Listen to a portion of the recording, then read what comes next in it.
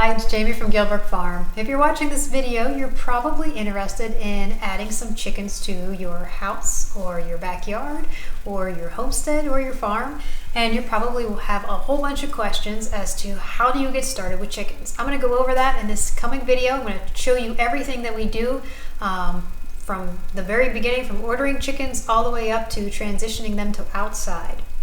So the first thing you want to ask yourself is, why do you want chickens? Is it for eggs? Is it for meat? Is it dual purpose for self-sustainability?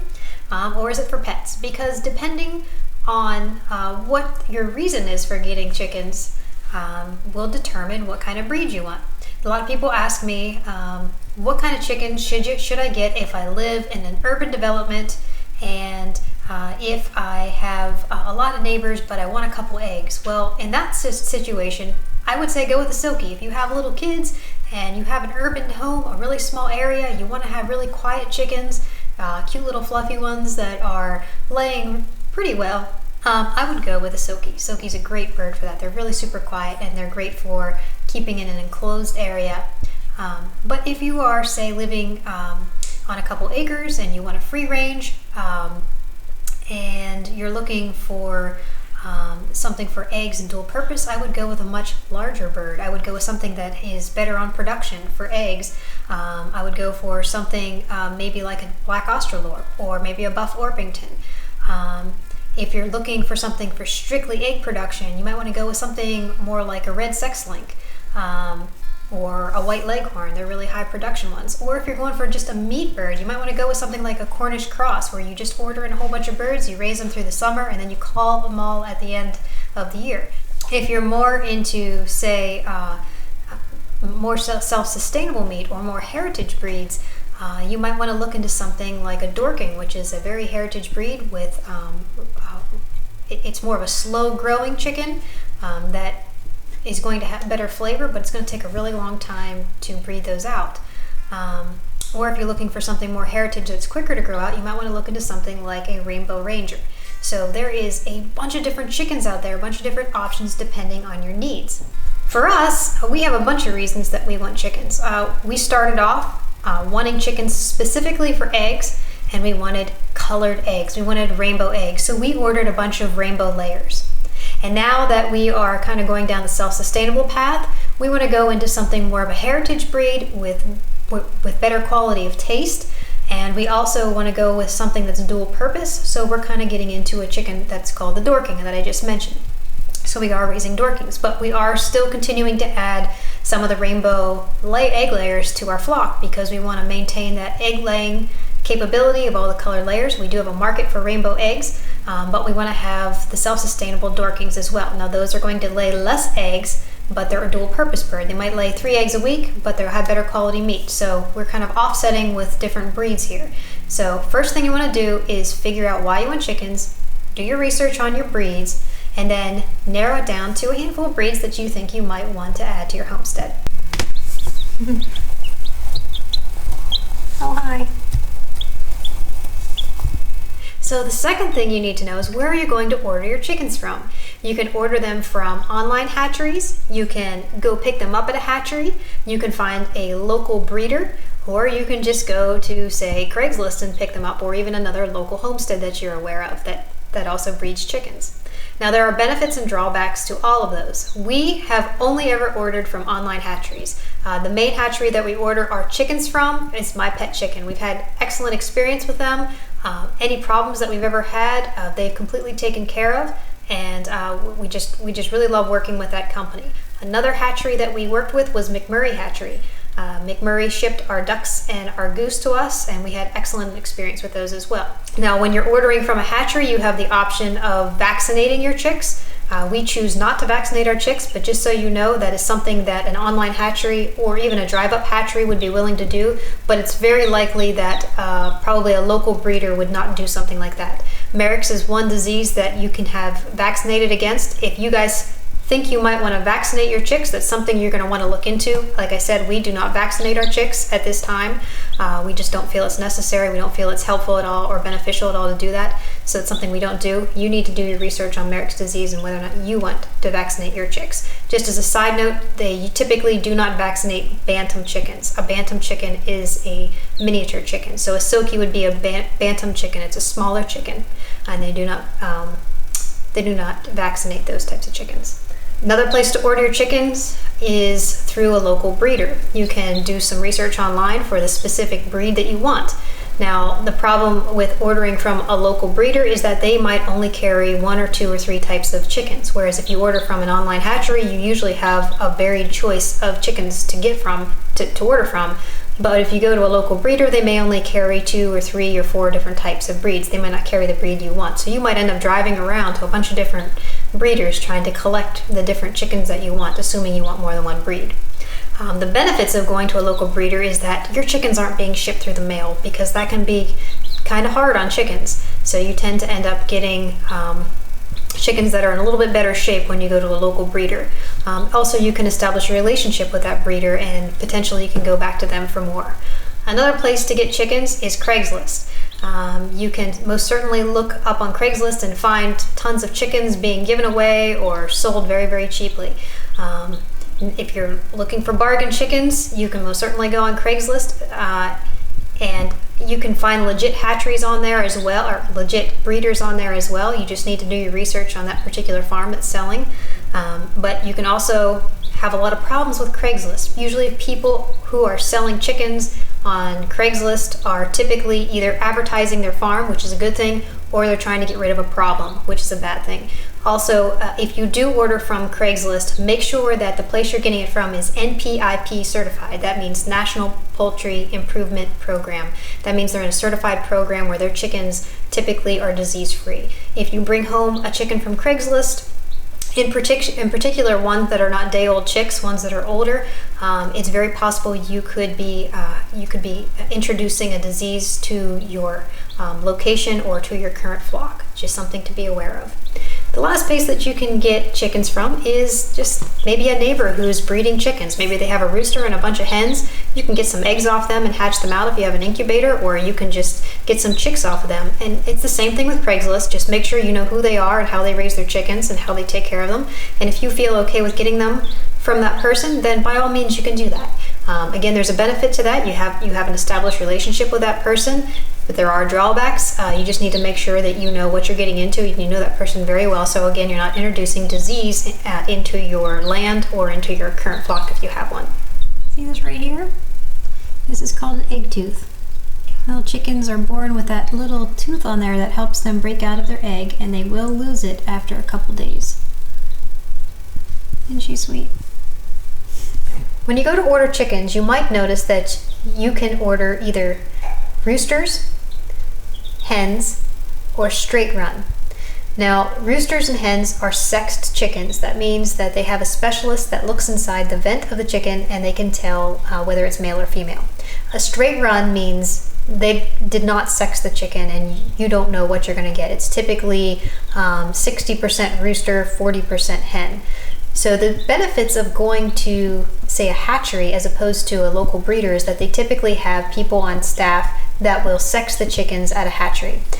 Local breeders don't typically do that. It's very, very rare to find a local breeder that will sex the chicken. And also, hatcheries tend to guarantee the sex of the chicken when you do order through them. Some chickens are auto-sex chickens. That means they can tell the difference between male or female depending on what color they are. If they come out one color, it's a male. They come out another color, it's female. Dorking chicken, which is one that I'm holding here, is sort of kind of auto-sex.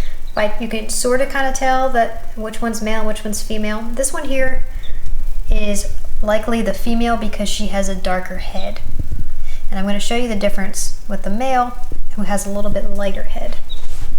This one here is likely the male. You can see that there's no black stripes on either side of the brown, and the females have a more defined stripe there. So this one is likely the male. But when we ordered these chickens, we did order one male and we ordered 3 females. So we do know that one of them is a male.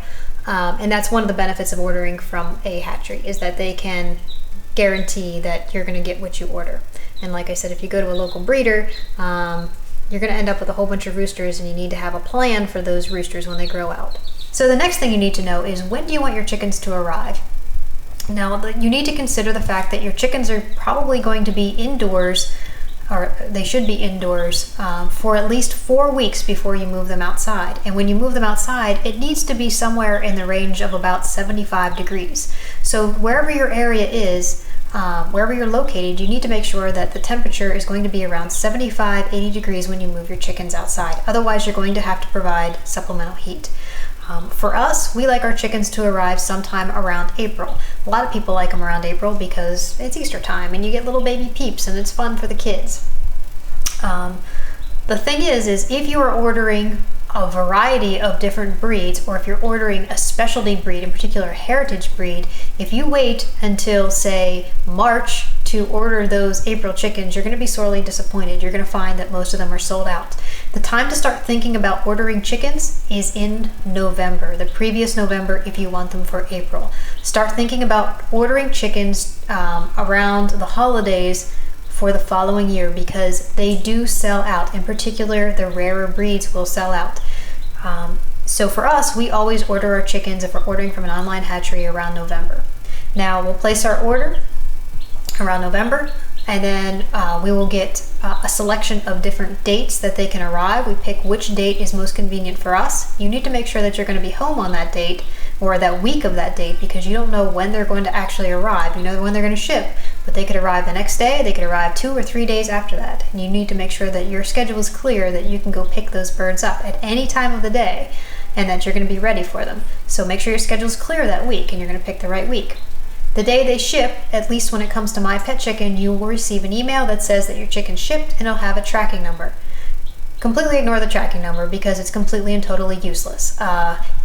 All your chickens are going to be shipped via U.S. Postal Service, and the tracking numbers are almost never updated on time.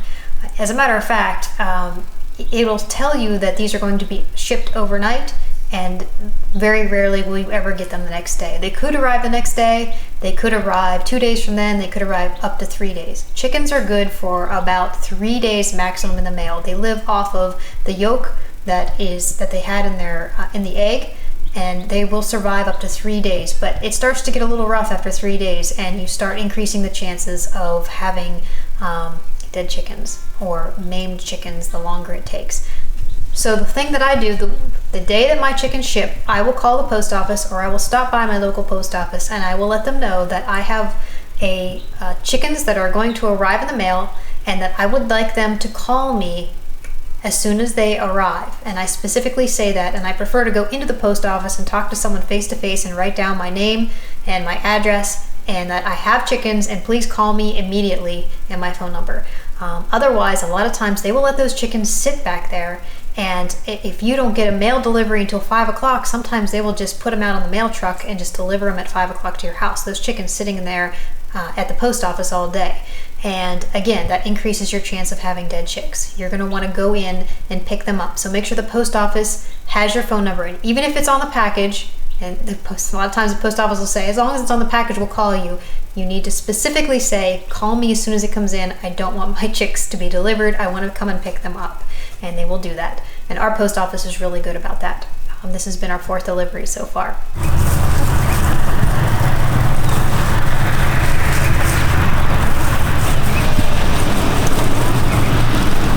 All right, so you have your reasons for getting your chickens, you have your breeds picked out, and you found yourself a breeder or a hatchery to order from.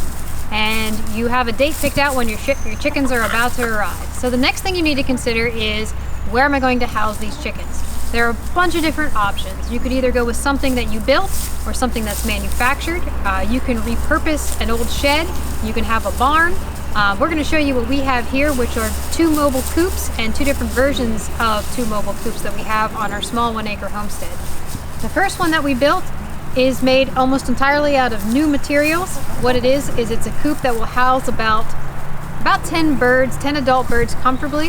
It has a covered run that is covered in 1/2-inch hardware cloth, and it has 5 nest boxes in it.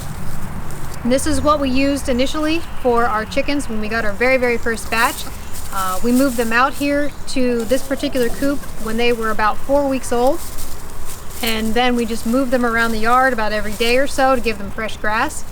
And then at about 8 weeks of age, we added this electric Premier One netting around the outside, and this netting comes with, doesn't come with, but this netting, we ordered a solar charger to go with it.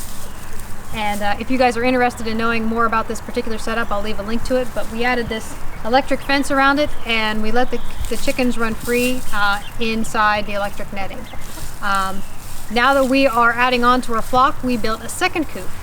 This coop over here is made almost entirely out of recycled materials. It's made out of pallets, and the only thing new on it is, I believe, the roof and the wheels, that it costs somewhere around the vicinity of $150. Most of that money is tied up in the wheels, which are very pricey.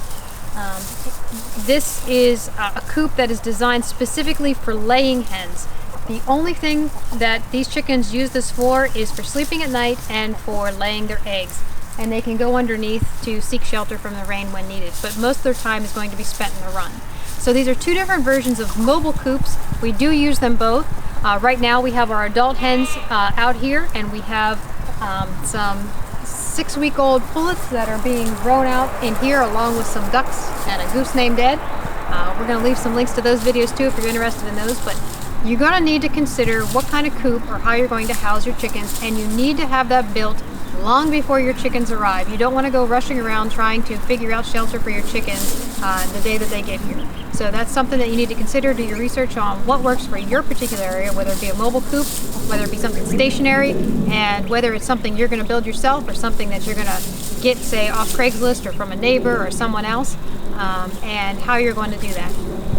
So when talking about predator proofing your chicken coop, you need to know what kind of predators are in your area. For us around here, we have, our biggest predator is actually red-tailed hawks, and then it would be foxes, owls, raccoons, and black snakes.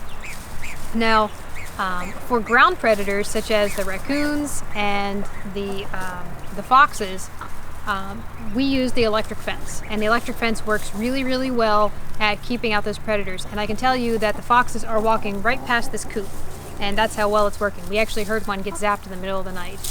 We saw one the other night right up by our compost pile, and then a week before, that same one was by our garden. So he's kind of scoping the place out, but so far he's not been able to get in with the electric fence. It's very important that you consider ground predators whenever you are building a coop. Now, there are a bunch of different other options for digging ground predators. If you have a permanent coop, you can dig down into the ground, and you can put some sort of mesh down there so predators such as a raccoon or a fox or something can't dig underneath the fence. That's another option if you have a permanent structure, but for us with a mobile coop, the electric fence works really well. Now, with aerial predators such as your owls and your hawks, we went with this particular system, which is basically just colored mason line that is strung up in a haphazard pattern across our run. It's the idea here is to try and keep it spaced no further than 2 feet apart. Now, the reason for that is because hawks, when they dive down at around a 45-degree angle, and they don't like to dive into an area that they're going to get trapped in. So when they see all of that line up there, they don't like to dive into that.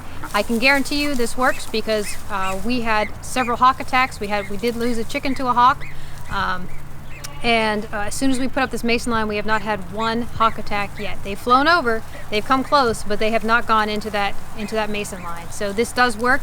It's just a little bit of a pain every time you move the coop. You got to restring up all that mason line.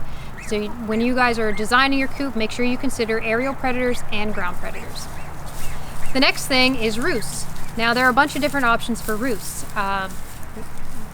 We found that thicker boards tend to work better with chickens, and we found that 2x4s actually work fantastic. Now, some people say they need to be rounded edges. Some people like to use tree branches, and that's okay if you want to do that. But for us, the 2x4s work absolutely fine for our chickens. They fit comfortably on it. And the reason we know that works is because we had thinner ones in there before, and we had the 2x4s lining the walls, and the chickens all went over to the 2x4 to lay. So we know that they prefer that. And ever since swapping those old roosts over to the 2x4s, the chickens lay on those now, and they're very comfortable. So those work for the adult hens. I also work for the babies too, because the babies like sleeping up there as well. As far as nest boxes, you can use just about anything. Milk crates, you can see that we have ours designed into the coop here, and we also have them designed into the coop over here. As long as it's 1 foot by 1 foot by 1 foot, and it's in a dark area, because hens really like to be in a dark space, and it has to be lined with something. You can use either hay or straw or pine shavings. They like any of those as long as it's a nice cushy area that's nice and dark. That's going to work perfectly for the hens, and any box will work. So right before your chickens are about to arrive, you need to have some sort of brooder. We use an old, this is a 105 quart plastic tub, and we'll use this to keep the chickens in it for about a week. You're going to need to have some sort of brooder. Now for us, we use this EcoGlow 20. This supposedly holds up to 20 chickens, but I would say it probably holds closer to about, well, we're using it for 11 right now. I think that's pushing it with the size. All this is this is a plate, a warming plate that acts just like a mother hen would, and they can go in here and get nice and toasty, and they can come out whenever they want to cool off. And this you can raise up 3 different notches to cool it down. So chickens are going to want about 90, 95 degrees the first week, and then you're going to want to reduce the heat about 5 degrees every week thereafter. So by raising it up, it'll reduce the heat. This works really, really well. So another option, instead of using something like the EcoGlow plate, is to have one of these heat lamps. This is what you more commonly see when people are raising chickens. What you can do is you can buy a bulb to go in here. We bought one that has a red color to it that prevents pecking. But what's even better than the red bulb is to get an amphibian light that screws in here, an amphibian heat lamp. And what it is it just puts out heat. It doesn't put out any light. And the reason that that's better than having the red is because the amphibian light, because it doesn't have any light, it allows the chickens to get some rest and sleep at night. Can you imagine trying to sleep with the light on all the time? We haven't used this yet. We tried using it, and the chickens actually prefer the heat plate a lot better. So I would recommend, if you can afford it, and if you think you're going to be getting into chickens, invest in the EcoGlow or something similar to that. There's a couple different brands out there. We think this is a much better product than something like this, but this is also good in an emergency. One other thing that that I should point out with these lamps is these clamps are not very stable, and they've been known to fall down and crack and catch fire. So just something to keep in mind. Make sure that these are very well secured. Now, if you are using something like this, whereas with the EcoGlow you raise it up into the different notches to cool it down, with one of these lamps you want to put it on some sort of chain where you can raise it or lower it to make it either warmer or colder. And you can tell if the chicks are comfortable. If they're all huddled under the lamp in a ball and they don't come out, then they're cold. You're going to want to lower the lamp a little bit. And if you find that they're far away from the lamp and huddled in a corner somewhere trying to get away from the light, then they're too hot, so you're going to want to raise it. And if you find they're just kind of scattered about like ours are here, then they're comfortable. They go under when they're cold, they come out to cool off, and then they're comfortable. That's what you want. The other thing that you want to get probably about a week before your chickens arrive is some sort of chick starter. Now you want to make sure it's chick starter because it has a higher protein content than, say, a grower feed or a layer feed. And plus it has different minerals in it than a layer feed or a grower feed. Now there are many different brands of chick starter, but there are 2 different types. One is medicated and one is non-medicated. The medicated is to help prevent coccidiosis, and there is medication in it to help prevent that, which is a common condition with chicks whenever they're exposed to the outdoors and your soil. And then there's the non-medicated, which is more of a natural approach. You're going to want to have to determine what is best for your situation. For us, we go with the non-medicated. We don't like to medicate unless absolutely necessary. That's just our personal philosophy when it comes to ourselves and our animals. But we are okay with medicating when necessary. But for us, we do go with a non-medicated organic starter feed. No particular reason for organic other than it's all natural.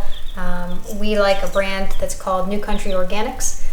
Works great for us. And when we go to switch over to the grower feed and then over to the layer feed, we go to a local feed mill and they make a non-GMO feed that we use. But for the starter, we go with the New Country Organic starter.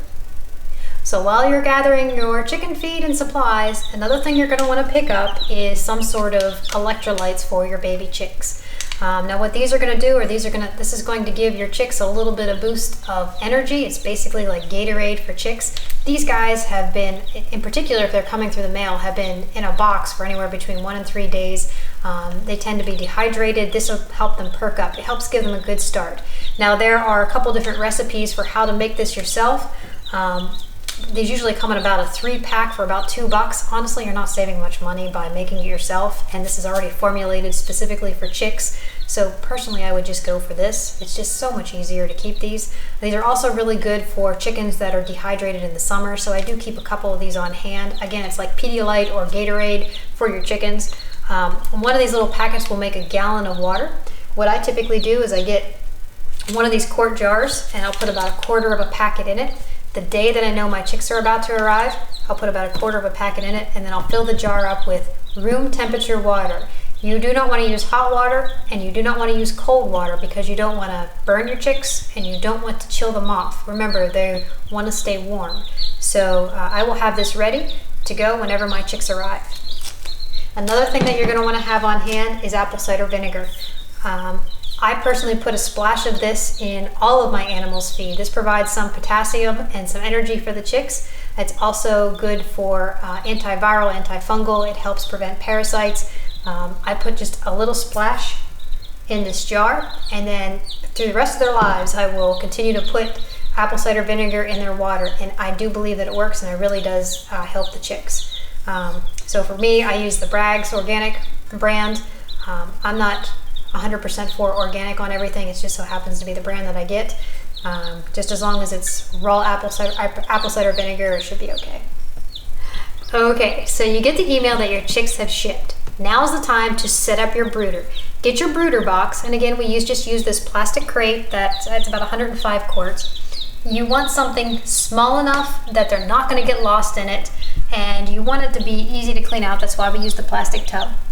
Put your brooder in it. We put a board in it to set our water on. We don't fill up the water yet. And we put 2 little containers in it for their food. And all we're using here is a little lid. Just something small. Don't put your food in it yet. We put about 1 inch of pine shavings in the bottom. Now, some people use newspaper. Some people use paper towels. I don't like to use those because in particular with the newspaper, the birds are going to be pooping a lot, and poop is slippery. And what can happen is their little legs can slip, and if they slip and you kind of do a split, they can get something called splay leg. Basically, their legs kind of pop out of joint, and they can actually become deformed if it's not corrected immediately. Because we don't want them to have any leg problems, we use the pine shavings. The only downside to pine shavings, some people say that sometimes the birds can get confused with what is their food and what the pine shavings are. But as you can tell, our birds have no problem figuring out what the food is, because I'll just go over and show them that this is the food, and then they come over and they'll peck at it. See? They know what food is. Okay, now assuming your chickens are coming in the mail, you're going to get a phone call that your chickens have arrived, or maybe your breeder calls you and says, hey, your chickens are ready, come pick them up today. Now the very first thing that I do is I'm going to plug in my brooder, whether it be an Eco Glow or whether it be a lamp. You're going to want to get that nice and warm for the chicks when they arrive. I fill up their water container with the electrolyte solution and the splash of vinegar, and I put their feed in the little lids. Now depending on how many chicks you have, you might want to have just one of these if you only have, like, say, a handful of chicks, or we have 11 in here, so we put 2 little lids in here. You'll know if they're fighting over the food or not, how many you need. I get this all set up before they arrive. Now if you're ordering your chicks via the mail, chicks will last up to 3 days in the mail. Hopefully, depending on how well they're taken care of. Usually we've had very good luck. Out of the 4 times that we've ordered at chickens through the mail, we've only ever had 1 issue, and that chicken unfortunately had to be called, but the company took care of the issue. They refunded us. Actually, they replaced it with another chicken, and everything was good. My pet chicken took very good care of us with that particular incident. But chickens can generally last up to 3 days in the mail. As soon as you get them home, you're going to want to unpack them one at a time, examine them, make sure that they're okay, that their legs are okay, their wings are okay, and you're going to want to take them and you're going to want to dip their bills in water, and I'll show you how to do this. So when you take them out of the box, you're going to want to hold them very gently. They're very fragile. And you're going to want to take their beaks and dip it in the water. And see here drinking? You want to make sure that they take that first drink. And if you want, you can show them where the food is. And generally, if one picks it up with the food, they all will, but you definitely want to dip all their bills in the water and make sure that they all get that first drink. That's very, very important that they get that first drink.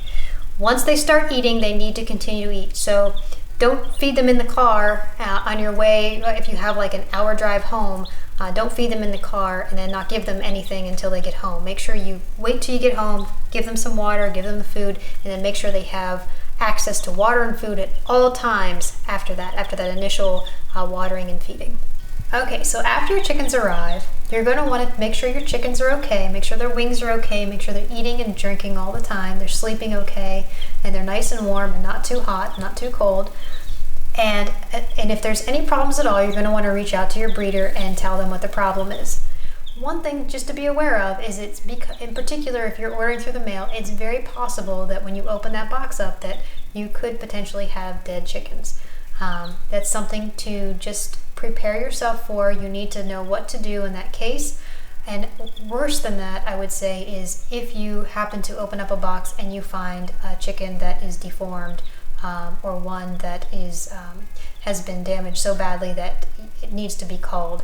If you're interested in knowing a little bit more about that, we're going to have a video when things go wrong with chickens. We'll link to that up above. And in that particular case, something happened to us. Now the company took care of us as far as refund or as far as replacing the chicken, but we still had to deal with the aftermath of having a deformed chicken. And we explained what happened in that particular case. That's something you're going to want to prepare yourself for when ordering chickens, whether it be through a breeder or through the mail. Something like that can happen. And you need to know how to deal with that in that particular situation. So after your chickens are home, assuming everything's okay, one thing that you need to be aware of and keep an eye out for is something called pasty butt. Pasty butt occurs whenever your chicks, whenever the poop gets stuck to the little fuzz around their vent. And what can happen is that can act as kind of like a cork or a plug, and it can block them from excreting. And if that happens, they will die. So one thing that you need to do and monitor over the next week in particular, that's probably the most crucial or critical time, is you need to pick each one of those chicks up. Oops, I'm not trying. You want to pick each one of those chicks up and you want to check its vent and make sure there's no poop stuck there.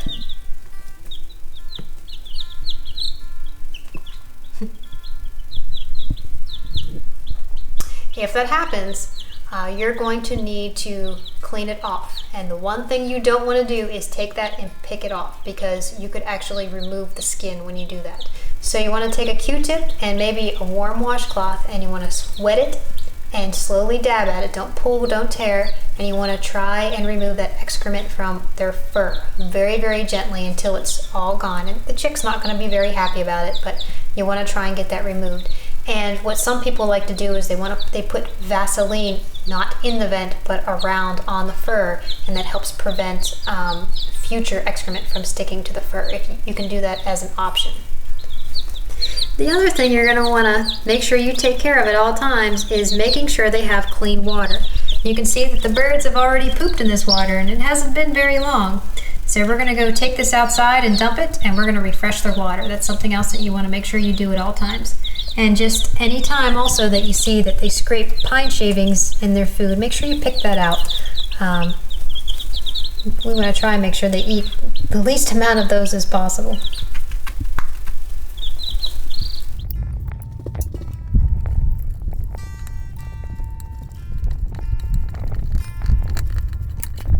All right, so these little guys are 4 days old, and as you can see, they're really active.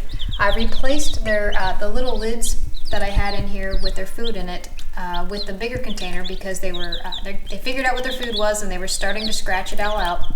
So this kind of helps prevent them from scratching it out. And it's about this time that I start introducing them to some treats. Now, I don't give them treats before day 3. I want them to know what their food is first. And on around day 3 or day 4, that's when I start introducing treats. Now, the treat that I introduce is scrambled eggs. Some of you may think this is weird, but actually chickens live off of eggs when they're inside of the egg. They live off the yolk. And actually, this is actually really good for big chickens as well. It provides a lot of protein, and if you have an abundance of eggs, it's okay to feed it to your big chickens. I usually mix it with some basil and some garlic, and it actually helps prevent worms as well as a worm preventative. So around this time is when I start introducing treats such as the eggs. And also around this time, I start training my birds to my voice. I use a call where I use the noise chuk chuk, and I'm going to train these guys to come to my voice. When my big chickens are outside, in particular if we're moving the fence and they're roaming around the yard, if I call them with chuk chuk chuk, they come running. And that's what you want. You want your birds to be able to come running in case you need them to come near you for whatever reason. Maybe they're starting to cross the road or wandering off or something. But when I do that voice, they know treat. And they all come running at that. So I'm going to start training these birds with chuk chuk. Now, it's going to take them a little while to understand it. You have to do this repeatedly, time after time. And every time you do it, you want to give them a treat, and then they'll pick up on it. Also, these guys have not had scrambled eggs before, so it's going to take a little bit until someone pecks at it and figures out what it is. But once they understand what it is, these guys are going to go crazy for scrambled eggs. So I'll show you what I do. I put a little bit in my hand. Now, you want to make sure that these are room temperature or cold, not hot. I'm going to break these up into little pieces, and I'll show you what I do. Chuk chuk chuk. Chuk chuk. Chuk chuk chuk. They're curious. Chuk chuk chuk. There we go. Chuk chuk chuk.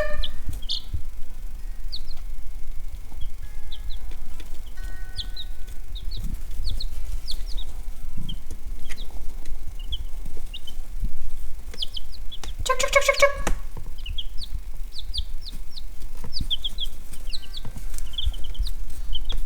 See them wiping their face? You'll see birds do that a lot. They're wiping their beak off. Chuk chuk chuk.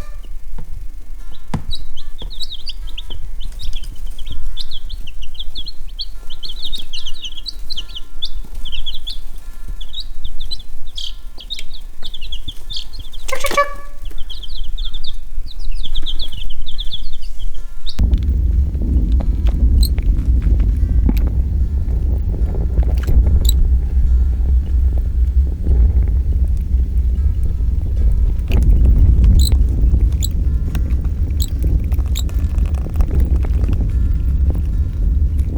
When they have a treat and one gets it, they usually squeal and run around, and then others chase them, just like that.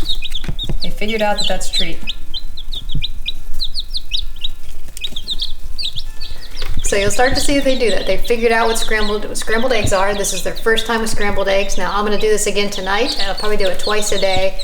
And I'll do the chuk chuk every time I do it. I'll always put it on my hand so that they get used to my hand as well. And soon, before you know it, they're going to start picking up that chuk chuk means treat. And then we'll start trading it out with different treats. And they're going to be all confused because they're going to expect scrambled eggs, and then they're going to get something like cucumbers and be like, what the heck? And it'll be the same thing. Someone will come up and taste it a little bit. They'll figure out that, hey, this is good stuff. And then they'll all come in, and then they'll start realizing that. That's how I train my birds. It usually starts on day 3 or 4. And I don't always give them treats twice a day, but for the first couple days I will, just to get them used to the chuk chuk. So probably for the next probably 3 days, I'll do it twice a day, and then I'll probably just do it maybe once a day, and then maybe once every other day. These little guys are starting to run out of room.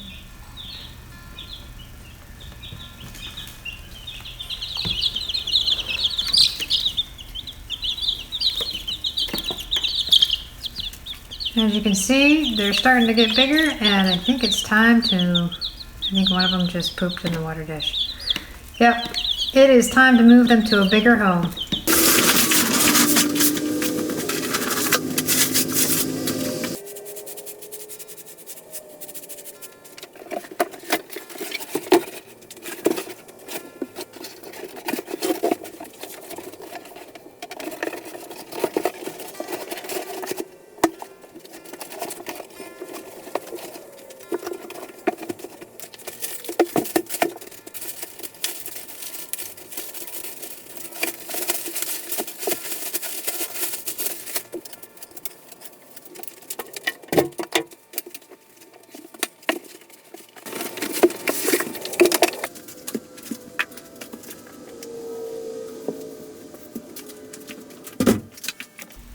Alright guys, so as you can tell, our chickens are outgrowing their baby brooder. We keep them in the small brooder upstairs just to keep an eye on them for the first couple days, and we want to keep them in a small area so that they get used to where their food is and where their water is.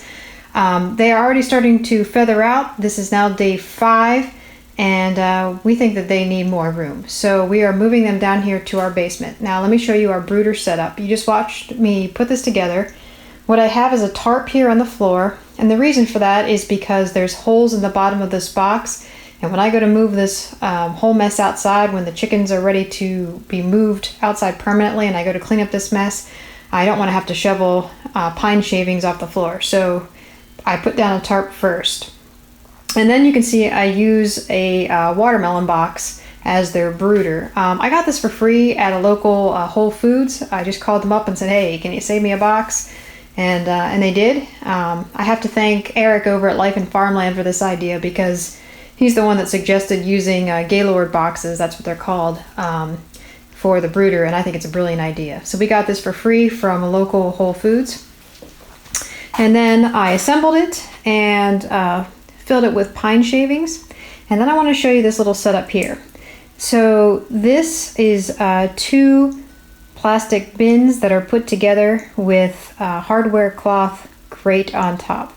Now we discovered this with our ducks because our ducks are extremely messy. They're flinging food and water everywhere. They're making a huge mess, and they were soaking the pine shavings.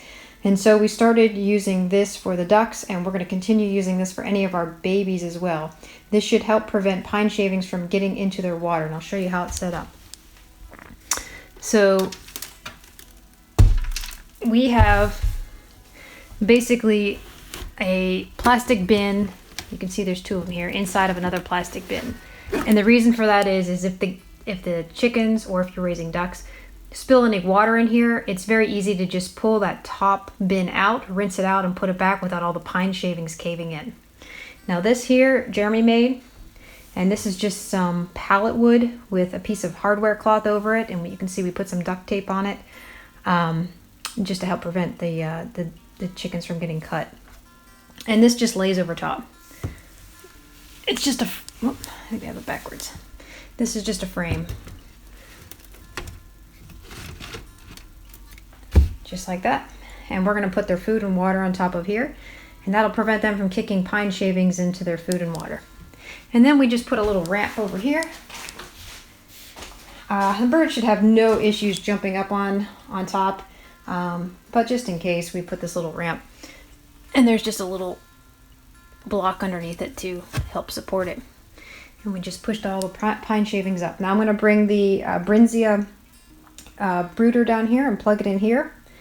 And we're going to raise it 1 notch because we are entering into week 2, and we want to decrease the heat by 5 degrees. So we want it to be somewhere around the 85-degree range. We're going to decrease it 5 degrees every week for 4 weeks until we're down to about 65, 70 degrees, and then we'll move the birds outside. So I'm going to go upstairs, I'm going to grab our babies, and we're going to introduce them to their new brooder.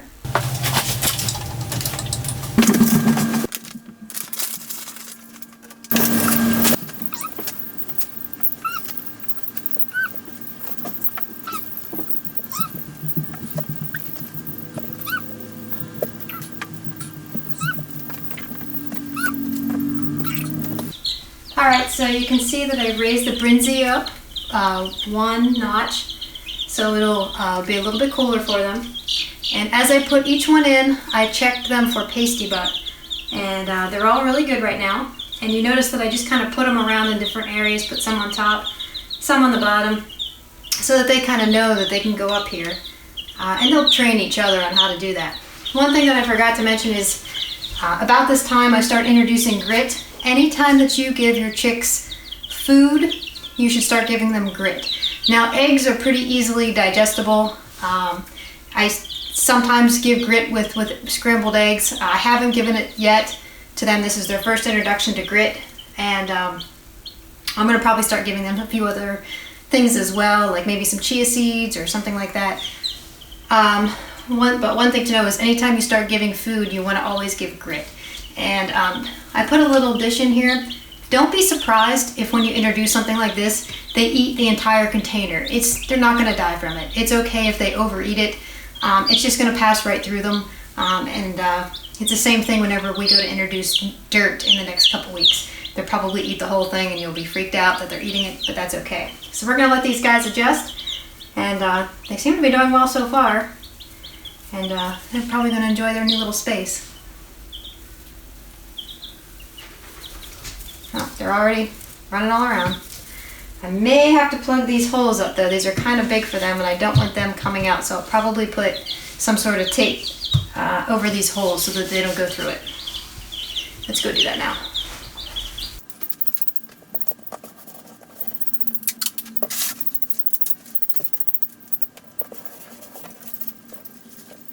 Oh, hello there.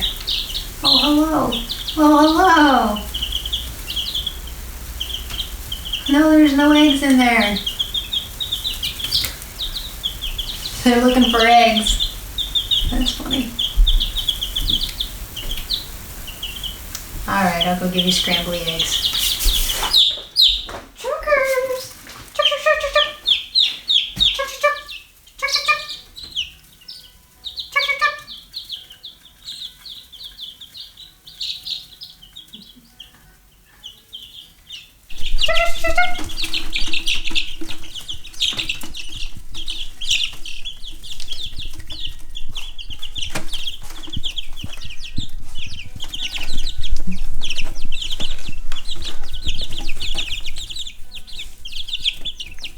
Alright, so it's the start of week 3. You can see that these guys are getting used to my call when I bring them a little treat. I just wanted to go over some quick things about treats. You want to make sure you don't give them too many treats. You can see that I just give them a small amount and a little lid.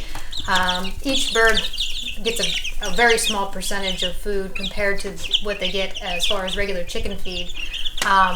And then as far as what I give them, I start off with some scrambled eggs, and then I switch over to things like cooked quinoa. I have some sprouts in here. This is the first time they're trying some tomatoes from the garden.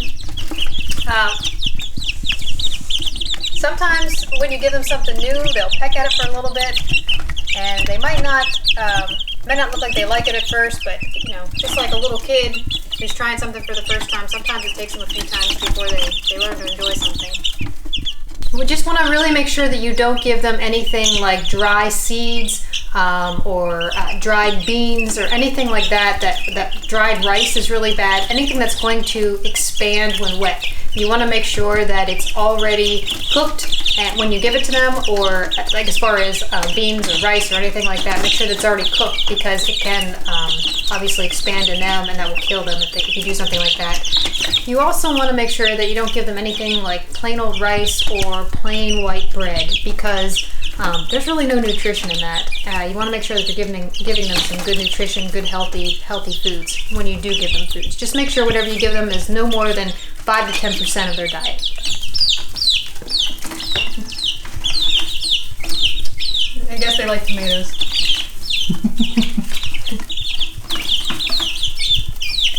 Hey, she's fast. She's got the football. Oh, she got tackled. They're figuring out tomatoes. You can see very quickly they figure out what's good food. So over these birds have been doing fairly well, but I started to notice that one of our birds, our Fabricana, was kind of hanging back, looking a little listless, and I also started noticing a lot of bloody diarrhea. Now what this looks like is it looks like kind of ground hamburger in like a pool of water or foam, and that was a little concerning to me. Now, something to note is that chickens in general will shed the lining of their intestine. It's very natural, and it shows up as like a little chunk of red sometimes in their stool. You'll see it with big chickens and baby chickens alike. But when you start seeing a whole bunch of this ground hamburger looking stuff within some diarrhea, especially if it's like foamy or clear diarrhea, that could be an indicator of coccidiosis. And after watching it for a couple days and noting that one of my birds was acting a little listless, I decided to treat the birds. Now, coccidiosis is an intestinal parasite that occurs naturally in the soil and in the groundwater, and all birds are going to be exposed to it one way or another. Now, typically birds build up an immunity to coccidiosis, but sometimes their immune systems get overrun. And if that happens, then you need to treat it. And what I use, this is the second time that I've had coccidiosis occur in my baby birds. And what I use to treat it is something called Corid. This is the brand name for something called Amprolium. Now, what Amprolium does is that it prevents the uptake of B1 in the chickens, and it prevents the uptake of B1 of the B1 vitamin in chickens, so that the coccidiosis doesn't have access to B1. So what you're going to do is add 1 teaspoon per gallon of water, and you're going to treat the birds for a total of 5 days. So what I did was, I have a 1 gallon jug here that I put 1 teaspoon of the Amprolium in. It's just a powder. And then I added water to it, made sure that it was well dissolved, and I'm going to use that to fill their feeder for the next 5 days. Today is day 1 that I'm treating them. You can already see that our little Favicana is perked up a little bit. She's doing pretty well, and that she's eating a little bit. So that's a good sign. So when you have coccidiosis or suspect coccidiosis in your flock, you need to treat the whole flock because, well, 1, it's very hard to pick out which one has the coccidiosis, and 2, it's more difficult to treat just one, and 3, if one has it, it's more than likely all of them have it. So you should generally treat the whole flock. So I don't mean treat all the birds that I have on the property. I'm just going to treat the ones that are in this area. Generally, birds will develop an immunity or antibodies to coccidiosis. It generally takes time. Sometime around week 3, I start introducing some soil to their brooder box, and that generally builds up, just a little bit of soil at a time, that generally builds up an immunity to some of the coccidiosis, but it looks like these guys were exposed to it a little early, quite possibly from just a bunch of us handling the birds, going out to the bigger birds coming in, handling soil and groundwater, and then coming in here and handling the birds. They probably got exposed to it early, and it just overran their system. That can happen. You just want to be aware of the situation and know kind of sort of what it looks like, and just make sure you have some Corid on hand to treat it if necessary. Also, since we're starting week 3, we need to raise up the brooder 1 notch. So I'm going to do that. Remember, you're going to reduce the heat for 5 degrees every week. This is probably my biggest pet peeve with this particular brooder, is that it's really challenging to get these little clips off.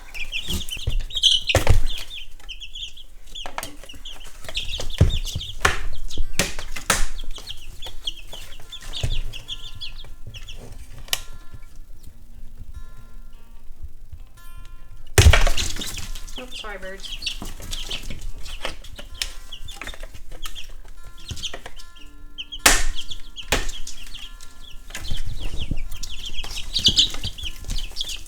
Alright, so brooder's raised.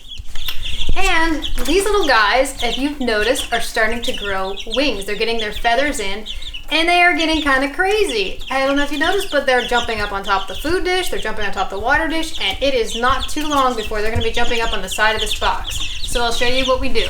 We have built this cover that's going to go on top. It's basically just 2 2x4s that are, half-inch hardwire cloth that's stapled to the boards, and we're just going to lay it on top to prevent these guys from flying the coop.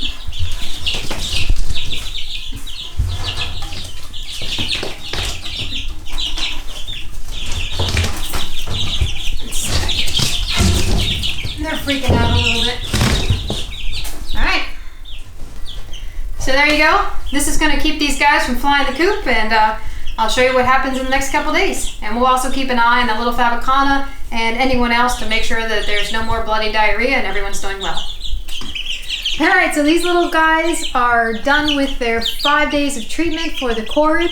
Most of their poop looks pretty good. I haven't seen any of the bloody poop. And today I started them on some B1 supplements. Now remember that the Corid prevents the uptake of B1, and so now that we've removed that from their systems, we want to replace that.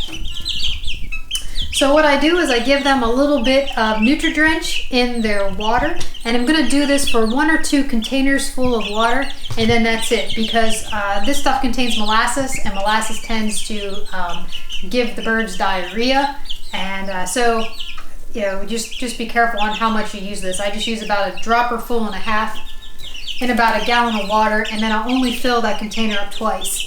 And that's it, then they're done. Whether or not your birds end up with coccidiosis or not, you want to, around this time, around week 3, week 4, start introducing them to the native soil. So what I like to do is I like to put a little bit of soil in there and just kind of get their bodies and their systems used to the native soil. So what I have here is some cabbage plants that didn't grow in the garden. They're stunted. You can see there's a little bit of garden dirt on there. So I'm just going to put these in there, and I wouldn't be surprised if there's nothing but a stem left after a little bit of time. Here you go, birds.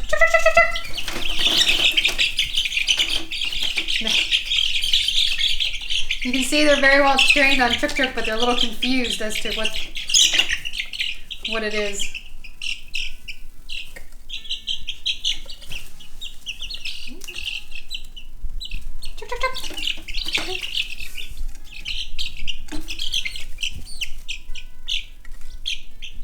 We'll start pecking at it.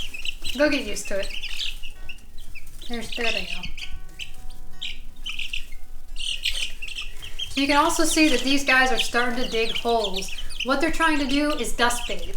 Now, before I introduce a box of dirt, which I'm going to do in the next couple days, I want to make sure that they're okay with the soil, so I'm going to do this slowly. I'm going to let them digest this, and then we'll introduce a little box of soil for them to dust bathe in after I know that they're okay.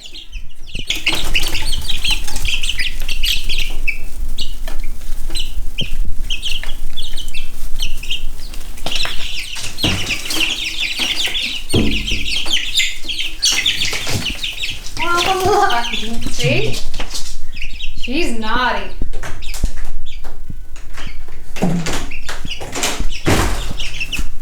Alright, these little guys are 3.5 weeks old. You can see how naughty they are. They're starting to get pretty flappy. This one in particular this is our olive egger. Who's ready to get out of here. So I think they probably only have another, they're 3.5 weeks old. They only have another, I would say maybe 4 or 5 days before we move them out to a secure coop because they're ready to go. But right now, we're going to put in a dust bathing box. Now, you guys know that I already mentioned that we've been introducing them a little bit to the soil. Now we're ready to go on and put in a full dirt box so that they can dust bathe in it. All right, for a dust bathing box, I'm just going to use a cardboard box, and we're just going to cut it. Now, this is not going to be big enough to fit all the birds. Probably they're all going to try and fit in there at once. But I'm limited on space, so we're just going to put a little box of dirt in there. So I'm just going to cut it.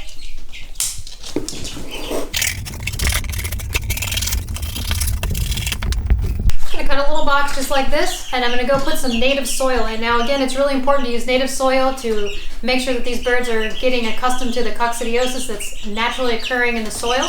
I might also put a little bit of wood ash in there because wood ash does help them with their dust bathing. That is the way that they stay clean. So I'm going to go get that, and I'm going to be right back, and we're going to see how these guys like it. Oh, you're naughty.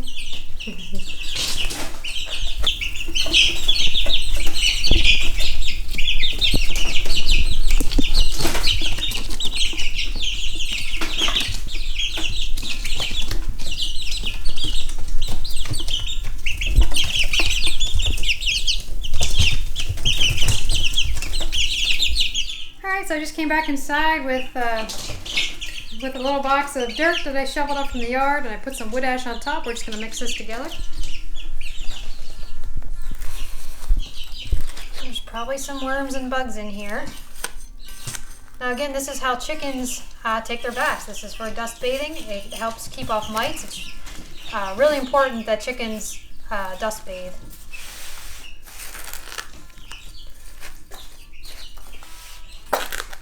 And don't be surprised if they eat a lot of this dirt.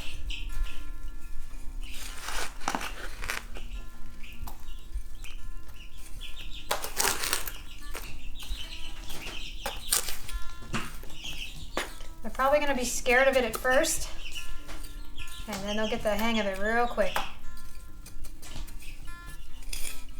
All right. Let's see how they like it.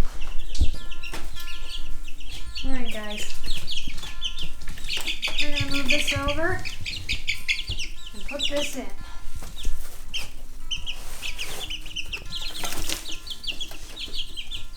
So check out the Ugg boots on this little cochin. Aren't those awesome?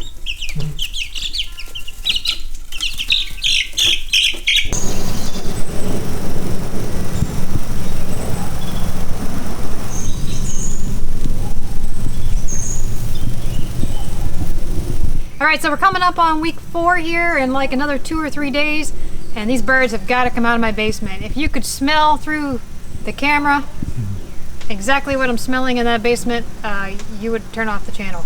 It smells atrocious, and when it gets to that point and when the birds are flying around inside their brooder, you know it's time for them to go outside. And I specifically picked this week to put the birds outside because even though it's June, we're having a cool week, and by cool I mean 85, 84, those kinds of temperatures, and at night it's going to be above 60 degrees. So it's a perfect time to put the birds outside and get them acclimated to the weather out here. Now, if your temperatures are going to be below 60 degrees, you will have to put an external heat source outside for those birds. But because our temperatures are perfect, it's not too hot, not too cold, it's a good temperature to bring them outside. So right now I'm going to get our outdoor mobile coop ready for these little babies. I'm going to put in some pine shavings. I'm going to sprinkle down some sweet PDZ. Sweet PDZ is a deodorizer. It helps soak up the ammonia smell. And then we're going to move them out and see how they do. Now, the plan here is to lock them up inside their coop here. And if you come over here, this is our coop. So it's a coop and a run. And we're going to lock them up inside of here for the first 2 days. This ideally should get them used to this being their home, and it should make it easier for them that when we do open the door and release them into the grass area, when it comes to being nighttime, that they'll know to go back up here for bedtime. If not, we have to pick each individual bird up and put them up here. So hopefully this will train them to come up here at night. We're going to see how it goes. Right now, we're going to put some pine shavings in our coop.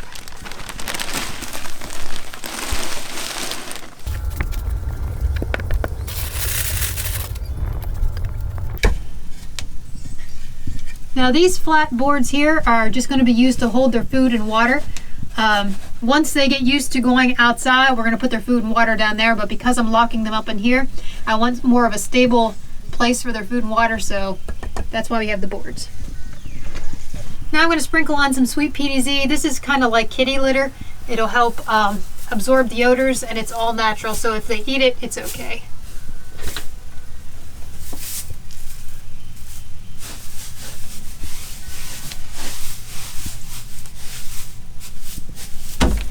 Alright, so we have a little cardboard box that we're going to use to transport them in.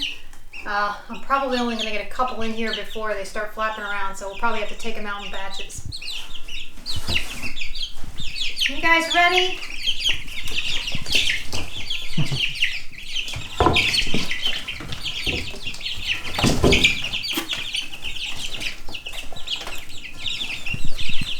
So this is why they need to go outside. See? They're ready.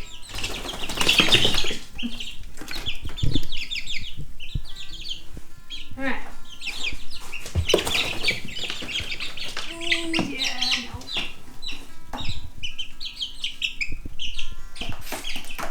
Come on.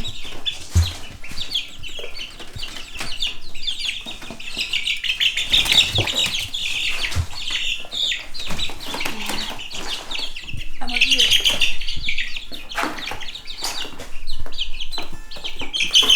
Yeah, I figured you were going to do that. I figured you were going to do that too. Oh no! Yeah, come here, little meepers. Alright, come here. You go in here until we're ready for it. Alright. No, I'm not worried about them. So they won't go far. Alright, guys.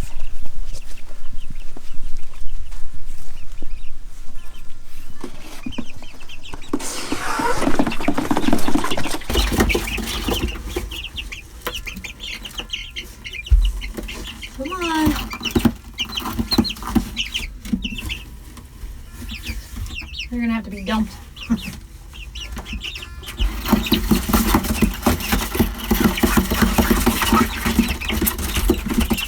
You don't want to be dumped. Come on out.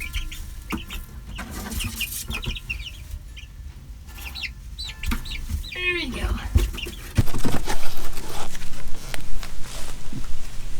They look all confused. We need to take these out so they get better ventilation. Alright, let's go see what the other ones are up to.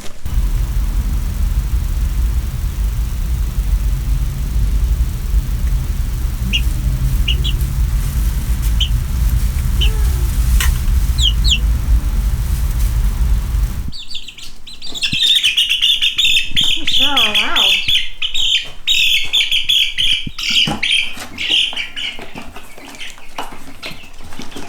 Last one. Come here, Dorking. You don't want to be left in here by yourself. All right.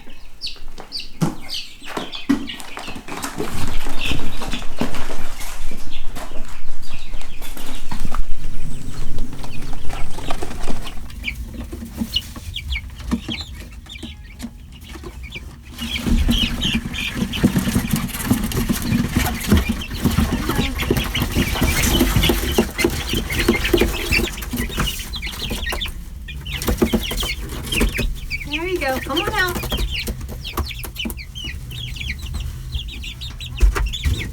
And there they are. Now we need to get them food and water.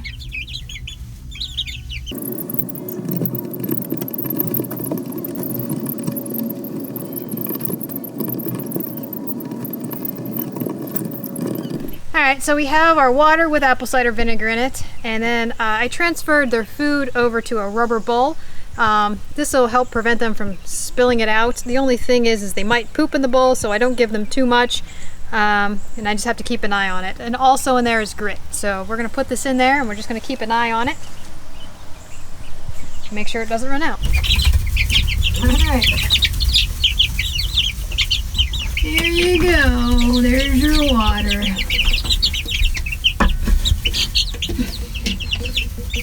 It's not sitting too good. And here's your food. They're making themselves comfortable by pooping. Alright, so these little guys are all set. We're going to keep an eye on their food and water. Again, we're going to keep them locked up here as long as the temperatures stay right and they're not too hot, not too cold. We're going to keep them locked up here for the next 2 days. Then we'll open up the sliding door, let them down into the run, and we'll move their food and water down into the run.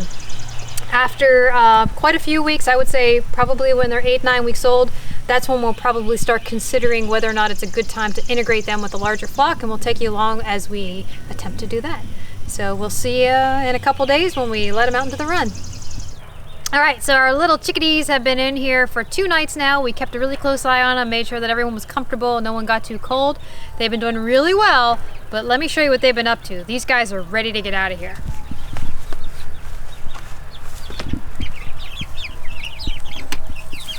They have been digging the place up.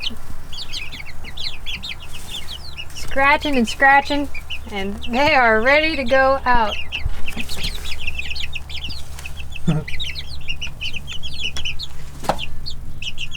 Like falling from the rafters. Alright, so we are at the start of week 4. Actually, tomorrow is the start of week 4. And these guys have been on starter feed the whole time.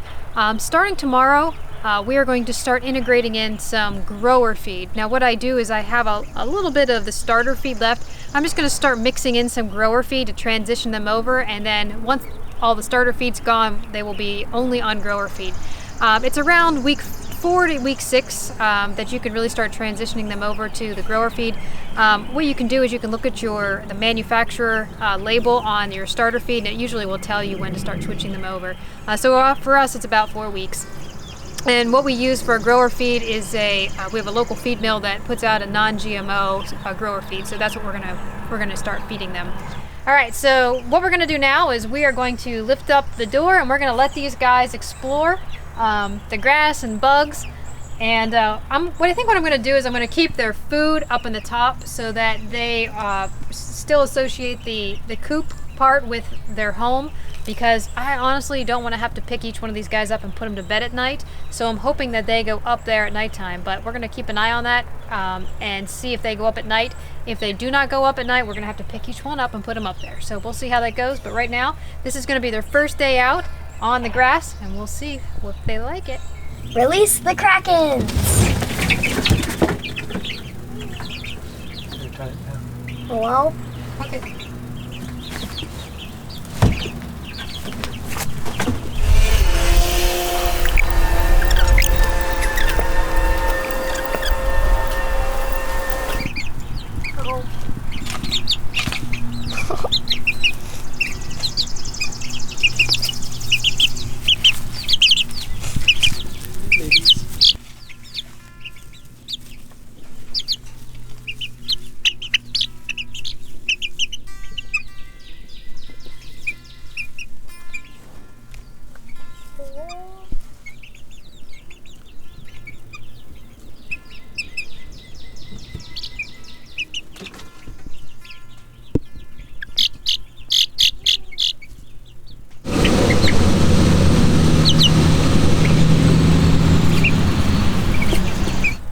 Alright, so we're going to leave their food up there so that they think of that as their home. And once they get used to going up in there for bedtime, then I'll move their food down here. And every morning when I wake up, I'll just lift up the door. And then every night before I go to bed, when it gets dark, I'm going to close this door and make sure that they're locked up safe. But this is where they're going to stay for the next at least 4 weeks. We're not going to even consider integrating them with the larger birds over there until they're at least 8 weeks old.